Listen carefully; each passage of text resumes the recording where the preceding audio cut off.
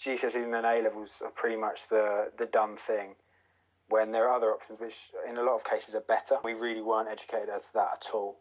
Welcome to the Slipstream podcast. I'm Christelle Price, your host.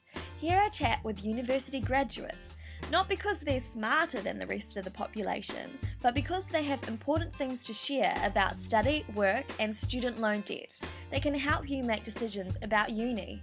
Tom Dines went to the University of Kent in the UK and got a BA in English Literature. He then went on to do a postgraduate diploma in magazine journalism with PMA Media. Since graduating, Tom has worked as a news reporter, freelance copywriter, and speechwriter. I chatted with Tom to find out what he's learned through his experiences. The whole thing was pretty positive. I think with a liberal arts education, it's not so much career focused. It's, well, I've heard it said, is to make you a more rounded individual. My friends would have to tell you how much that's worked, but there was no point when I felt I was being let down by the course, or where I was sort of trying to do things that weren't allowed. Or whenever I wanted to chat to the lecturers, they'd make time. Even one of them took me out to lunch to discuss a project once. So they were really good. You went to uni, you did this journalism course, and then you got work pretty much straight away, which is amazing. Mm-hmm. So how would you describe the transition from study into work for you? It's a massive adjustment. I don't think anyone really ever talks about the mental adjustment, because you're so used to at university, well, I don't know how it was for you, but for me, you didn't really have to, there wasn't an awful lot of pressure, whereas all of a sudden you have to be up, you have to be in on time, you have to get everything done, all this sort of thing. And sort of I prepared for that a little bit, because when I was looking for a job, I treated that as a full-time job. So I'd get up at 7 and I'd work from 9 till 5, phoning people and annoying people. So that sort of helped a bit, but still. How did you get your first job? As part of my course, I had done 2 weeks work experience at a nursing magazine, which was odd because I didn't know anything about nursing and still don't.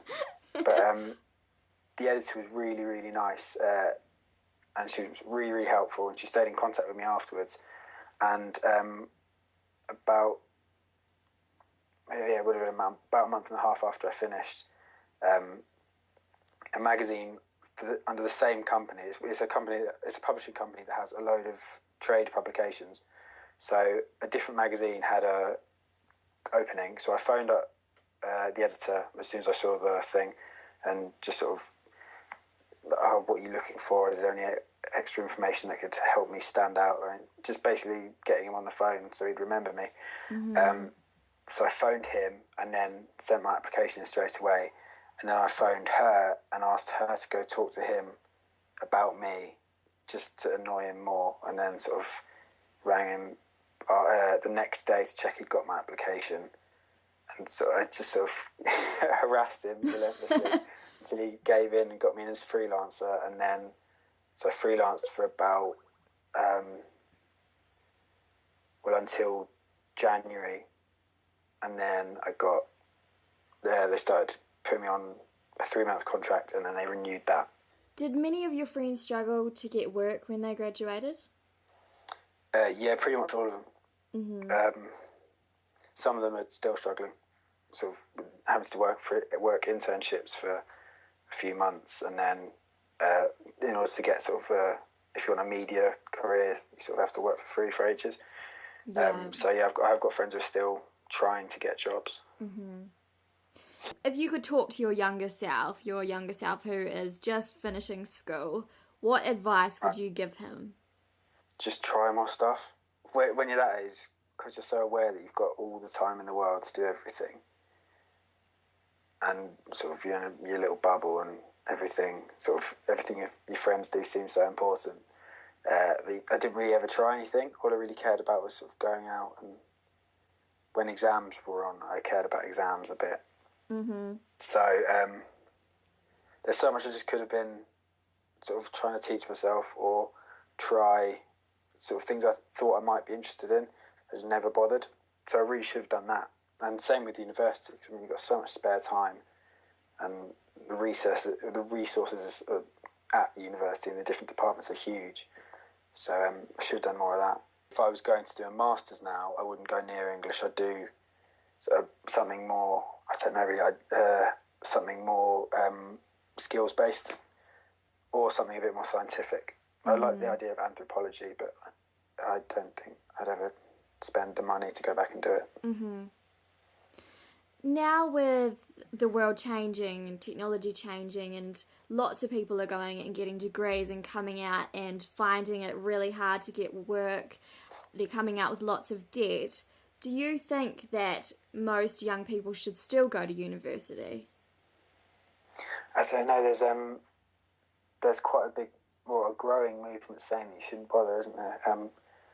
There's an American guy who started a website called uncollege.org, and it's all. Have you seen that? Yeah. Yeah, it's the resources on there are amazing. There's just a huge list.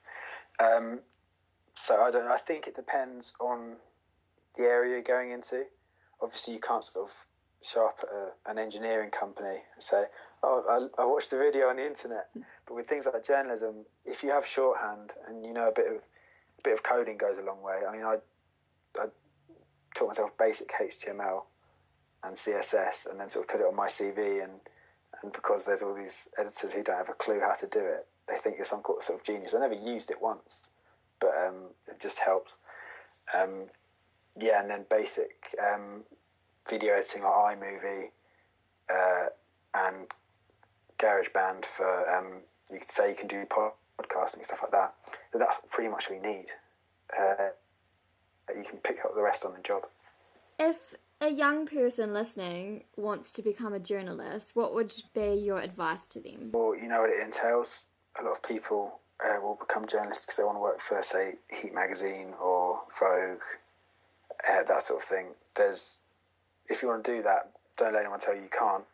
But you'll either end up doing grunt work for a long time, which is fine. I have friends who do that and they enjoy it. Or you'll be working on magazines seemingly totally unrelated, or in fact genuinely totally unrelated, before you get your sort of big break. So just sort of prepare yourself for that. Other than that, just make sure you actually read the papers as opposed to looking on websites, because that's one thing that editors go crazy about. And whenever you apply for a job, actually pick up the phone and talk to the person in charge. And don't be afraid to be pushy, because they really can't hold it against you. It's one of the main aspects of the job. And that's the end of the interview. Thanks so much for listening. For more awesome interviews, check out slipstreamhq.com.